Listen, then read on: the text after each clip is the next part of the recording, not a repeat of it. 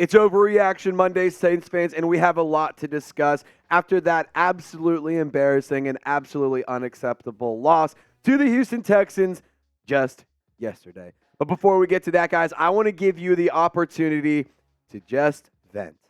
We're all in this together. There's that Disney Channel High School Musical song. We're all in this together, guys. So I need you to treat the comment section like it's a therapy session. Share your thoughts, air out your grievances. Tell me what you're feeling. Tell me how upset you are. How can we get through this together? Because we are a team and we are a family here at Saints Now by Chat Sports. Get it off your chest in the comment section. I want to hear from you. All right, so let's get to my first overreaction, and it's going to be an obvious one. The offense just sucks. The offense is just really, really, really bad. I mean, they're holding this team back atrociously poorly. They have averaged 18.2 points per game, which is 24th in the NFL. You want to hear something that's embarrassing? The winless Carolina Panthers, 18.7 points per game. They rank 23rd. The Chicago Bears with Justin Fields, 21.3, ranking 19th. Your offense is worse than a winless team in Justin Fields' offense. So do what you want with that information. The struggles are just atrocious. So injury updates around these two guys. Ryan Ramczyk, he has a concussion. He was dealing with that, left during the game yesterday. James Hurst, he has an ankle issue. Dennis Allen did speak on Hurst and said it was a re-aggravation of a previous injury that he was dealing with a couple weeks ago. But the New Orleans Saints, this is actually kind of good. 430 total yards of offense. That's not a bad day at the office. I'm not going to say it's a great day, but it's not a bad day at the office. But when you're 6 of 15 on third down, pretty bad. I mean, that's a pretty bad struggle. And here's a grievance that I have. The Saints ran 8 plays inside the red zone, and they got -6 yards. One of those plays, they got a penalty on, so I guess you could say it's -16 yards. But the offensive play calling just lacks creativity entirely. And I want to give credit to Ross Jackson here. He pointed this out on Twitter, said, here's the 8 plays that they ran in the red zone against Houston. Offensive holding, a sack for -11 yards, 2-yard run, incomplete pass, another incomplete pass, a 0-yard run, a 1-yard run, and a 2-yard reception to Alvin Kamara. And the best part about all of that, Jimmy Graham was only on the field for 2 of those plays. Red Zone Jimmy still exists. We saw it against Green Bay. What the hell? And I want to just point out Derek Carr's passing chart here. So if you look right here, I was talking with producer Chip here. You can see the stats down below. 32 of 50, 353 yards, a touchdown interception. What's going on over here? There's a lot of stuff lacking right here. I mean, sure, in the short and intermediate game right here, that's fine. We're getting a lot of completions, but why are we not pushing the ball to the other side of the field as well? Why are we not attacking the middle more often? I mean, sure, there's a lot of completions within 4, 5, 6, 7, 8, 9, 10 yards, but beyond that, what are we doing? The football field's 40 yards wide. Let's use all 40 yards. You're hugging the sideline over here. You're hugging the sideline over there, but not really. And then you're not really utilizing the middle. Spread it out. Be more creative. You don't have to limit your passes to one side of the field. And then Alvin Kamara for his rushing. Let's pull that up. The next gen stats here, this aggravates me. And it's not like they're not trying to stretch where he's running to. It's not like they're not bumping him outside. They're not sending him up the middle. It's not like they're trying to do all sorts of different things with Kamara. But on 19 carries for 68 yards, it's bad. That's just bad. You see one carry for more than 10 yards. That's it.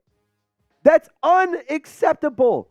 And you only had a handful of carries that were more than 5 yards. You can't be doing that when you have a player like Alvin Kamara's caliber. And it's not just a Kamara thing. It's not just a Derek Carr thing. The offensive line, the play calling, the discipline, the execution, all of it, including the decision-making, has all been terrible. And that's not just the players. That's not just the coaches. It's not just the upper management. It's across the board. It's so frustrating, and I see a lot of people in the comment section or on social media saying, Trace, how are you going to get so mad about this one season? It's what? Dude, this is the same exact thing that we've been seeing over and over and over since Drew Brees retired. The same problems we're seeing across a leadership standpoint and across a coaching standpoint since Sean Payton left. And I'm not sitting here advocating to bring Sean Payton back because God, no, I don't want to do that.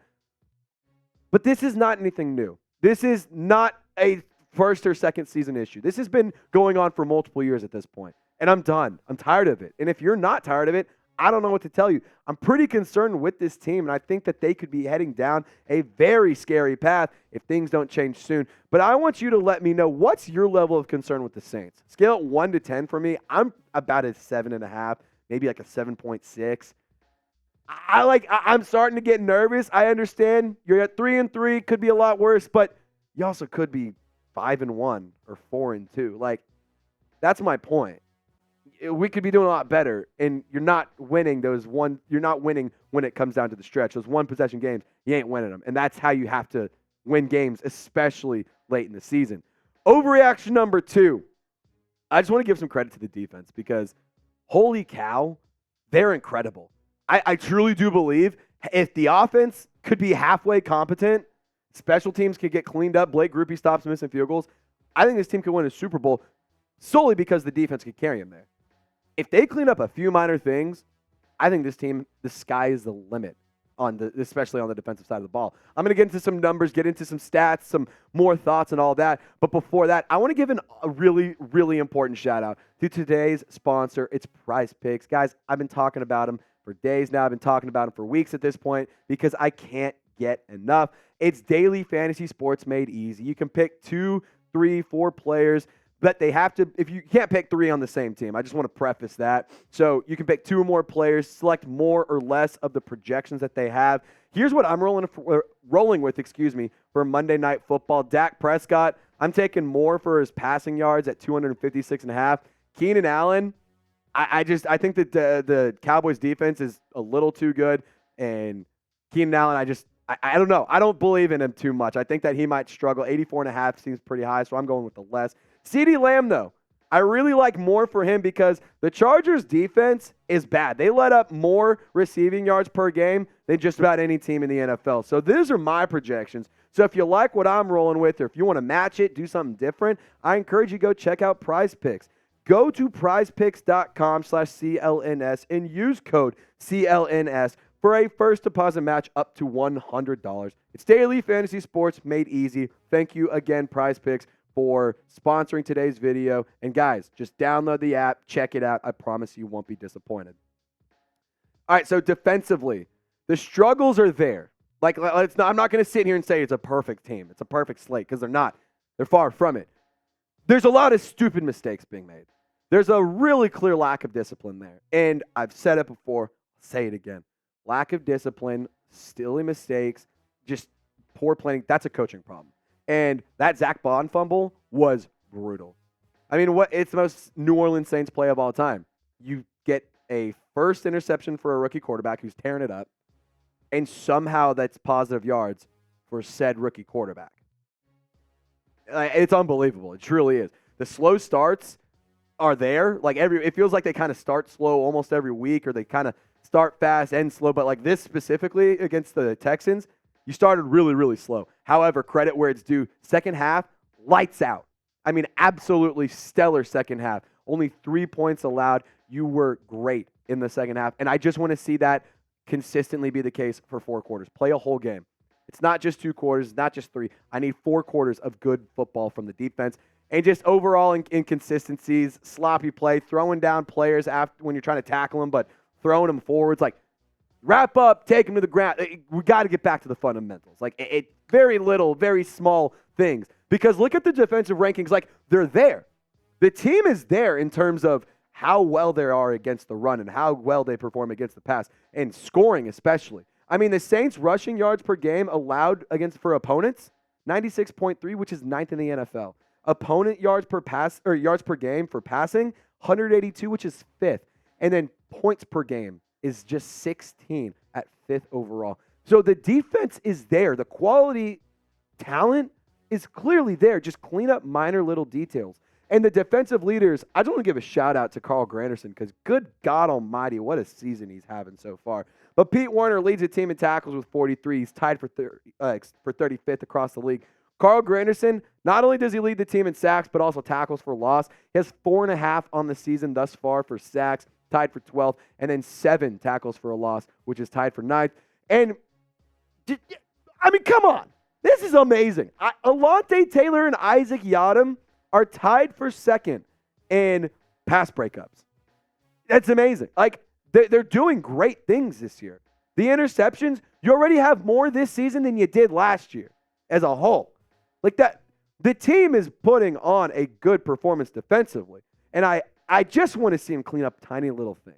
And I just absolutely hate that when you have a good defense like this and they're playing at a high level like they are, it really, really frustrates me. And it really gets under my skin when that kind of production, that kind of talent gets wasted by boring, stagnant, uninspired, and just overall crappy offensive play.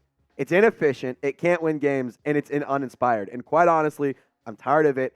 And I'm more concerned when the offense is on the field. Honestly, when the defense is on the field, I like watching them because they play so well.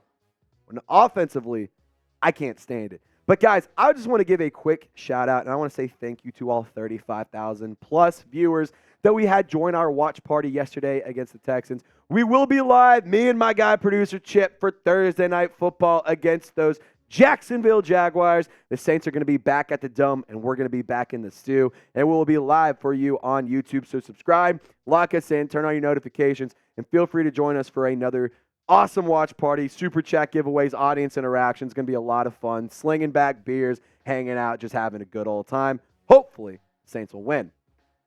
All right, my third and final overreaction that I want to discuss, and it just comes back down to what I've been saying. It's decision-making. Just across the board, it's been bad. It's not coaching. It's not players. It's everything. We could be headed down a really dark path as Saints fans if things don't change soon. And I truly don't want to scare y'all. I don't want to be that guy. It's like, we're about to be tanking. We're approaching, an entire full rebuild. Like, I don't know if that's the case because the pieces are there and there's some young talent across the board. But there's a lot of things that I'm concerned about. Number one, the continuity thing. It sounded really fun. Like, let's call it what it was. It sounded like it was a really good idea. Post-Drew Brees era, post-Sean Payton era, keep things moving like they were, and things will keep being successful. They're clearly not. The continuity thing is not working. And if things don't change, if the team doesn't start playing better, if the team doesn't start winning more, that will be a big-time problem, and we could eventually have to see a rebuild happen. Teams are also evolving and getting younger. I mean, they're not keeping around old veterans around for a long time, and that's not me saying keeping guys like Demario Davis or Alvin Kamara or Mike Thomas or Cam Jordan. Like, those are valuable players. Those are leaders. But we need some of the young guys to step up. We need some of the young guys. We need to bring some young talent in. Get a young quarterback in there. Jake Hayner, if he can pan out, that would be awesome. But honestly, you need a young quarterback that's going to be good long-term. Younger coaching staff, younger management office. Shit, give Kai Harley the opportunity to be the GM. I'm sorry. Kai Harley has done everything to earn an opportunity to run and manage a football team. And if you don't let him do that with the Saints, another team might take him in, and you lose all of the talent that he has in there. And that's my third point with the play calling and the higher management thing. The energy as well in the locker room is just bland. It's down. It's sad. People are upset. You saw on the sideline Jameis Winston, Alvin Kamara talking, and people are pissed. Derek Carr got off the field yesterday, and he was not happy about it. You could see it on TV. You could see it in the stadium. And Dennis Allen had some interesting quotes, and I want to bring these up. So in the press conference that just wrapped up here shortly ago, he said, "I feel like we've been able to move the ball effectively at times this season. And whether it be by a penalty, a negative yardage play, we don't run a proper route, there's always something that happens that keeps us from scoring touchdowns down there. That has to be cleaned up. That has to be better." So, I'm just going to say it. No shit. Like, obviously things have to be better. Like, we can sit here and talk about all we want. We can say we can say words that mean nothing. And that is all they will be until you do something about that. Like, sure, we can acknowledge the fact that the offense is struggling in the red zone, but have we made any changes? No. like make a change. Give Ronald Curry play calling opportunities. The Panthers just changed their play caller. Why don't we? I mean, Dennis Allen, you can see it below me. I'm sure you read it already. He's 18-41 all time. And that's a majority of the fact or a majority of those wins come from New Orleans. He has been terrible as a head coach. I'm not going to say that he's he's a loser. And I'm not saying he's a loser as a man. He's a loser as a coach. He's a great defensive coordinator, but he's a loser when it comes to football games. And I also found this quote extremely interesting. 100% real, by the way. Dennis Allen also said in the press conference on fixing the Saints offense with Pete Carmichael, have you ever had a dream that you could